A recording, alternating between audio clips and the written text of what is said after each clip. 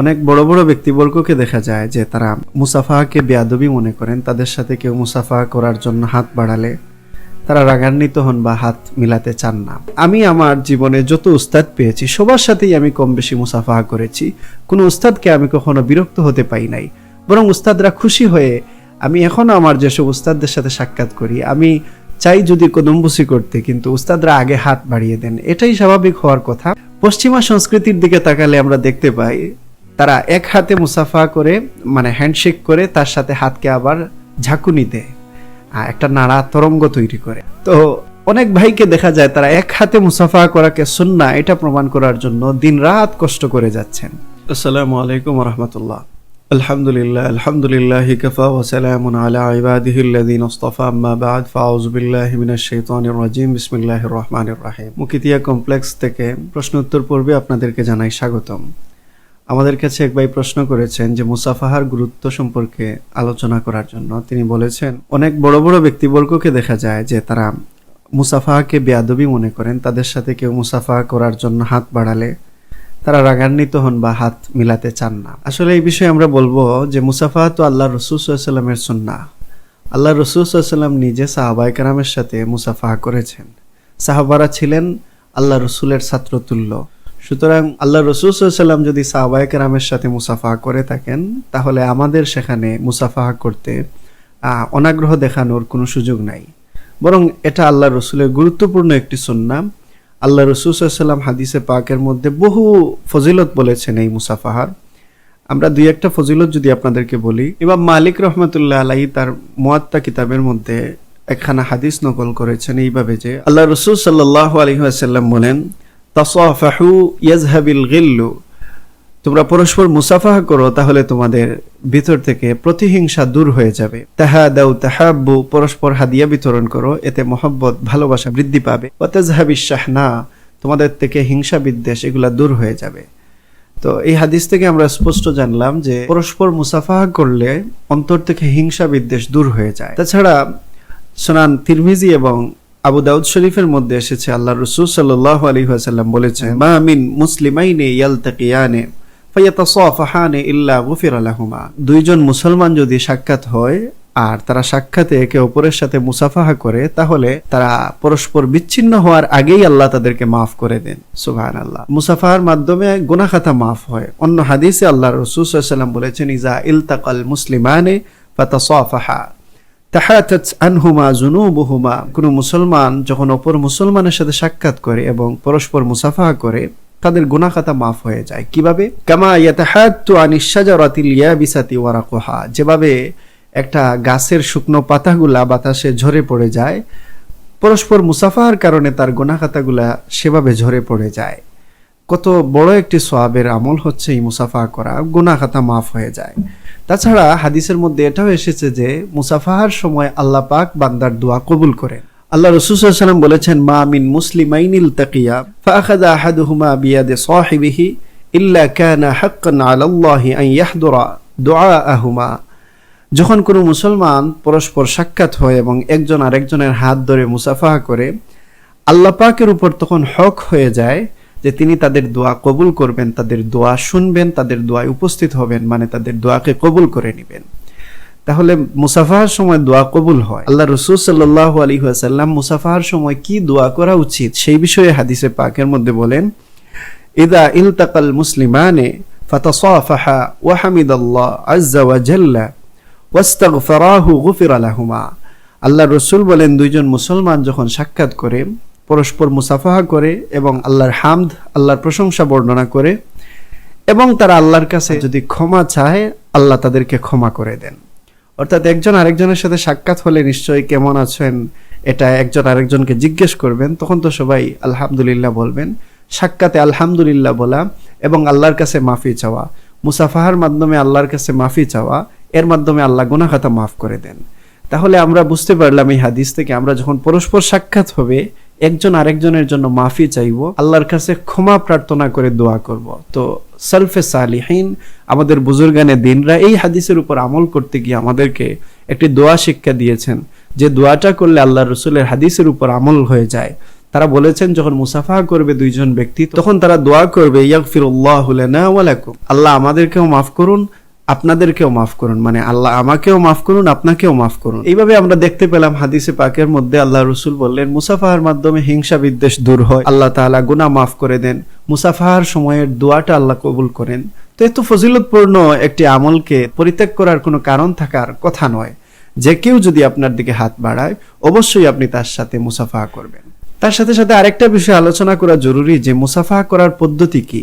এখানে আমরা নতুন কিছু মতাদর্শের লোকদেরকে দেখতে পাচ্ছি, তারা এই বিষয়ে আমাদের সাথে ইখতিলাফ করতেছেন। আল্লাহ রাসূল সাল্লাল্লাহু আলাইহি ওয়াসাল্লামের সাহাবী তাবী থেকে নিয়ে সালফে সালিহিন বুজুর্গানে দিনরা যে আমল করতেন সেই আমলের সাথে তাদের একটু ভিন্ন মত দেখা যাচ্ছে। এটা আমরা আমাদের উস্তাদ থেকে আমাদের বুজুর্গদের থেকে পেয়েছি যে মুসাফাহা সাধারণত আমরা দুই হাতেই করে থাকি। পশ্চিমা সংস্কৃতির দিকে তাকালে আমরা দেখতে পাই তারা এক হাতে মুসাফাহা করে, মানে হ্যান্ডশেক করে, তার সাথে হাতকে আবার ঝাঁকুনি দেয়, একটা নাড়া তরঙ্গ তৈরি করে। তো অনেক ভাইকে দেখা যায় তারা এক হাতে মুসাফাহা করার জন্য, এক হাতে মুসাফাহা করাকে সুন্নাহ এটা প্রমাণ করার জন্য দিনরাত কষ্ট করে যাচ্ছেন। তারা কোথায় কোথায় আমাদেরকে সহিহ আল বুখারী থেকে দলিল দেন, সহিহ আল বুখারীতে আছে কিনা না এটা বলে একবারে হয়রান করে ফেলেন। কিন্তু এই মুসাফাহা করার পদ্ধতি কি এটা যদি আমরা বলি যে আপনি সহিহ আল বুখারী থেকে গ্রহণ করছেন না কেন, তখন দেখবেন থলের বিড়াল বের হয়ে যাবে। তারা তখন আর বলবে যে না এটা মানা যাবে না। ইমাম বুখারী আলাইহির রাহমা তিনি তার বুখারী শরীফের মধ্যে বাবুল মুসাফাহা নামে অধ্যায় কায়েম করেছেন, সেখানে মুসাফাহা করার হাদিস এনেছেন। তার সাথে সাথে তিনি পরবর্তীতে তিনি যে বাব এনেছেন সে বাবের নাম দিয়েছেন বাবুল আখজি বিল ইয়াদাইন। তিনি পরবর্তী বাব এনেছেন যে দুই হাতে মুসাফাহা করার অধ্যায়। তিনি প্রথমে হাদিস দ্বারা দলিল দিলেন। তিনি হযরতে আব্দুল্লাহ ইবনে মাসউদ রাদিয়াল্লাহু তাআলা আনহু থেকে সহিহ আল বুখারীতে মুসাফাহার অধ্যায়ে হাদিস এনেছেন এইভাবে যে তিনি বলেছেন আল্লামানি রাসূলুল্লাহ সাল্লাল্লাহু আলাইহি ওয়াসাল্লাম আত-তাশাহুদা কাফফি বাইনা কাফফাইহি। হযরতে আব্দুল্লাহ ইবনে মাসউদ রাদিয়াল্লাহু তাআলা তিনি বলছেন আল্লাহ রাসূল সাল্লাল্লাহু আলাইহি ওয়াসাল্লাম আমাকে তাশাহুদ শিক্ষা দিলেন, আর তিনি যখন সেটা শিক্ষা দিচ্ছিলেন তখন আমার হাত ছিল আল্লাহ রাসূল সাল্লাল্লাহু আলাইহি ওয়াসাল্লামের দুই হাতের মাঝখানে। তার মানে আমি আল্লাহ রসুলের সাথে মুসাফাহারত অবস্থায় ছিলাম, আল্লাহ রসুল আমার হাতকে দুই হাত দিয়ে ধরেছেন আর আমার হাতটা রাসূলুল্লাহ সাল্লাল্লাহু আলাইহি ওয়াসাল্লামের হাত মুবারকে ছিল। তো এই হাদিস দিয়ে হযরত ইমাম বুখারী প্রমাণ করছেন যে মুসাফাহার সুন্নাহ পদ্ধতি হচ্ছে দুই হাত দিয়ে মুসাফাহা করা। এই কারণে তিনি পরবর্তী বাব এনেছেন বাবুল আখজি বিল ইয়াদাইন। তিনি পরবর্তী বাবই এনেছেন দুই হাতে মুসাফাহা করা। সেখানে তিনি সালফে সালিহিন বুজুর্গানে দ্বীনের আমল সম্পর্কে তিনি একটি উক্তি নকল করেছেন। তিনি বলেছেন সাফাহা হাম্মাদ ইবনু যায়দিন ইবনাল মুবারাকি বিয়াদাইহি। তিনি সেখানে উল্লেখ করতেছেন যে বিখ্যাত মুহাদ্দিস হযরতে হাম্মাদ ইবনে যায়েদ রাহমাতুল্লাহ আলাইহি তিনি যখন বিখ্যাত মুহাদ্দিস হযরতে আব্দুল্লাহ ইবনুল মুবারক রাহমাতুল্লাহ আলাইহির সাথে মুসাফাহা করেন তখন তিনি কিভাবে করেছেন বিয়াদাইহি, দুই হাতে। তার মানে তিনি সালফে সালিহিনদের আমল উল্লেখ করে আমাদেরকে স্পষ্ট করে দিলেন যে মুসাফাহা হবে দুই হাতে।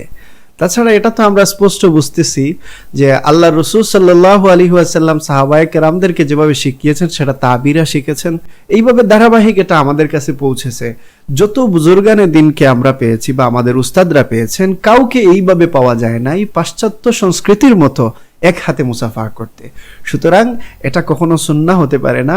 আমরা বলবো বুখারী শরীফ থেকে ইমাম বুখারী রাহমাতুল্লাহ আলাইহির এই হাদিস এবং সালফে সালিহিনের বর্ণিত আমল অনুযায়ী আমরা সুন্নাহ বলবো দুই হাতেই মুসাফাহা করা, এটা কি সুন্নাত আমরা বলবো। সেখানে আমরা কখনোই কোনো ইহুদি খ্রিস্টানদের সাথে মিল রেখে মুসাফাহা করতে যাব না। তবে একটা জিনিস খেয়াল রাখতে হবে, আপনার মুসাফাহা যার সাথে করছেন তার সম্মান অনুযায়ী আপনার বিনয় প্রকাশ করতে হবে। আপনি যখন মুসাফাহা করতেছেন আপনার ফ্রেন্ড বন্ধুর সাথে যেভাবে মুসাফাহা করেন, আপনি আপনার উস্তাদ কিংবা উস্তাদ তুল্য বুজুর্গ আলেমদের সাথে হাত মিলানোর সময় সেই ভাব প্রকাশ তো অবশ্যই করবেন না। আপনার উচিত হচ্ছে আপনি বিনয় প্রকাশ করবেন। মনে রাখবেন আদব ছাড়া ইলম হয় না। হযরত ইমাম গাজ্জালী রাহমাতুল্লাহ আলাইহি তিনি বলেছেন লা ইয়ানালুল ইলমা ইল্লা বিত্তাওয়াদু। ইলম তো পাওয়া যায় না একমাত্র বিনয় ছাড়া। যে বিনয়ী হতে পারে সেই ইলম পায়, বিনয় ছাড়া আপনি কখনো ইলম পাবেন না। ইমাম শাফি আলাইহির রাহমা তিনি তার উস্তাদদের সাথে কিভাবে বিনয় প্রকাশ করতেন, যে তিনি নিজেই বলেন যে তিনি তার উস্তাদ হযরত ইমাম মালিক রহমতুল্লাহ আলাইহির সামনে যখন কিতাবের পাতা উল্টাতেন খুব বিনয়ের সাথে বিনা শব্দে পাতা উল্টাতেন। যেন তার উস্তাদের কোনো বিরক্তি তৈরি না হয়। ইমাম আহমদ ইবনে হাম্বল রহমতুল্লাহ আলাইহি থেকে এই ধরনের আদব বর্ণিত আছে যে তিনি তার উস্তাদের সামনে কখনো বসতেন না। তিনি বলতেন যে এভাবে বসার আমাদের অনুমতি নাই। তিনি সব সময় আদেশ করতেন যে যার কাছ থেকে ইলম অর্জন করবা তার সাথে অবশ্যই বিনয় প্রকাশ করবা।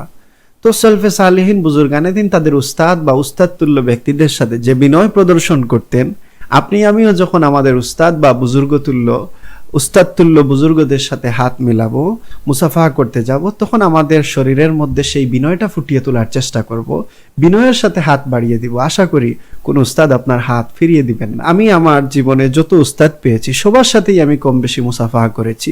কোনো উস্তাদকে আমি কখনো বিরক্ত হতে পাই নাই, বরং উস্তাদরা খুশি হয়ে, আমি এখনো আমার যেসব উস্তাদদের সাথে সাক্ষাৎ করি, আমি চাই যদি কদমবুসি করতে, কিন্তু উস্তাদরা আগে হাত বাড়িয়ে দেন। এটাই স্বাভাবিক হওয়ার কথা। কেউ মুসাফাহার ক্ষেত্রে দাম্ভিকতা প্রদর্শন নিশ্চয়ই করবে না, তবে কেউ যদি করেন সেটা ছেড়ে দেওয়া উচিত। মুসাফাহার মাধ্যমে আপনার আমার হিংসা বিদ্বেষ দূর হবে, একজনের প্রতি অপরজনের হৃদ্যতা ভালোবাসা তৈরি হবে, এবং এটা গুনাহ মাফির একটি মাধ্যম।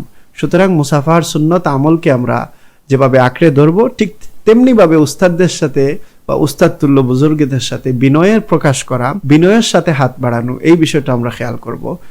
আল্লাহ আমাদেরকে বুঝার তৌফিক দান করুন। ওমা আলাইনা ইল্লাল বালাগ। আসসালামু আলাইকুম ওয়া রাহমাতুল্লাহ।